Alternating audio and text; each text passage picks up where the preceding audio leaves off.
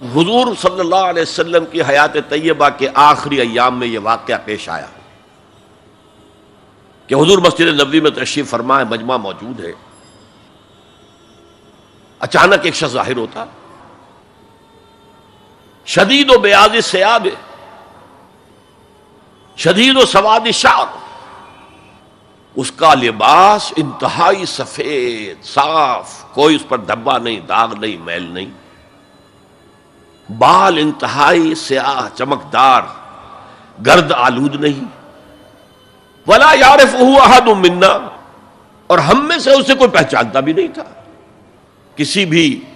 ریت سے خاک سے بالکل آلودہ ہوئے بغیر بال ہیں، تو شاید یہ مدینے کا رہنے والا ہو، تو مدینے والوں میں سے کوئی تو ہوتا کہ جو اس کو جانتا پہچانتا، کوئی نہ کوئی تو گریٹ کرتا اس کو مجمع میں، آؤ آؤ ادھر آ جاؤ، میرے پاس آ جاؤ، کوئی نہیں۔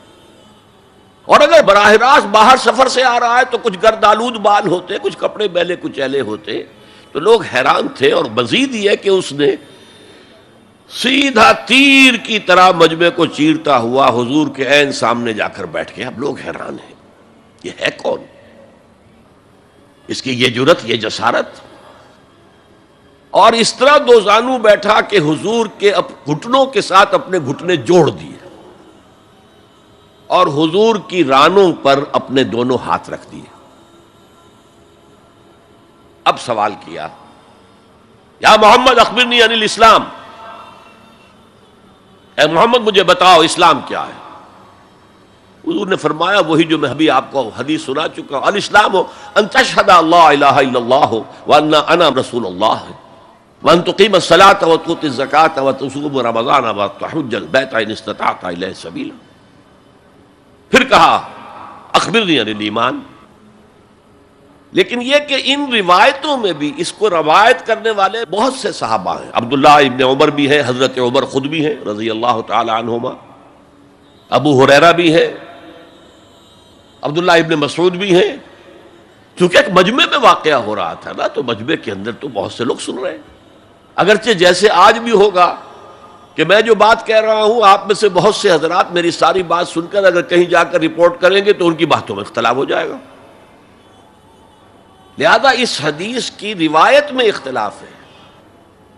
بعض روایتوں میں یہ ہے کہ پہلے پوچھا اخبرنی عن الایمان، پھر پوچھا اخبرنی عن الاسلام، اور یہ جو حضرت عمر کی روایت ہے اس میں ہے سب سے پہلے آپ نے پوچھا اخبرنی عن الاسلام، پھر دوسرا سوال آیا اخبرنی عن الایمان۔ اچھا، اس کے بعد ایک دو سوال اور بھی کیے، اب میں تفصیل میں نہیں جا سکتا۔ پھر وہ شخص چلا گیا، حضور نے کہا ذرا اس کو بلانا واپس، تو دیکھا تو کہیں بھی نہیں، زمین کھا گئی، آسمان اچک کر لے گیا، اللہ جانے۔ تب حضور نے فرمایا اوہ یہ جبرائیل تھے جو تمہیں تمہارا دین سکھانے آئے تھے، یعلمکم دینکم اذ لم تسألوہ، جبکہ تم نے اس کے بارے میں سوال نہیں کیا، اور یہ پہلی بار ہے کہ میں جبرائیل کو پہچان نہیں سکا، انسانی شکل میں وہ آئے اور میں پہچان نہیں پایا، ورنہ اکثر حضرت دہیہ کلبی کی شکل میں آتے تھے انسانی صورت میں، جب بھی حضرت جبرائیل آتے تھے۔ حضرت دہیہ کلبی جو ہے وہ بہت ہی حسین جوان رانا، ان کی شکل میں آتے تھے۔ بہرحال یہ اتنا اہم مسئلہ ہے کہ اس کو کلیئر کرنے کے لیے کہ دودھ کا دودھ پانی کا پانی علیحدہ ہو جائے، ایمان کیا ہے، اسلام کیا ہے، دنیا کا نظام اسلام پر ہے، ایمان پر نہیں ہے، آخرت کا معاملہ ایمان پر ہے، اسلام پر نہیں ہے۔ کوئی شخص مسلمانوں کا بہت بڑا قائد ہو، بہت بڑا لیڈر ہو، لیکن ہو سکتا ہے آخرت میں زیرو ہو۔ میں حدیث سنا چکا ہوں آپ کو،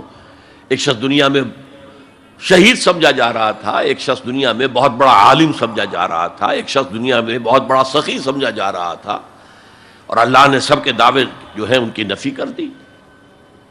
تم نے جنگ کی تھی اس لیے لیقال جریء کہا جائے، بہت ہی جری آدمی ہے صاحب، بہت بہادر آدمی، کیا کہنے اس کے،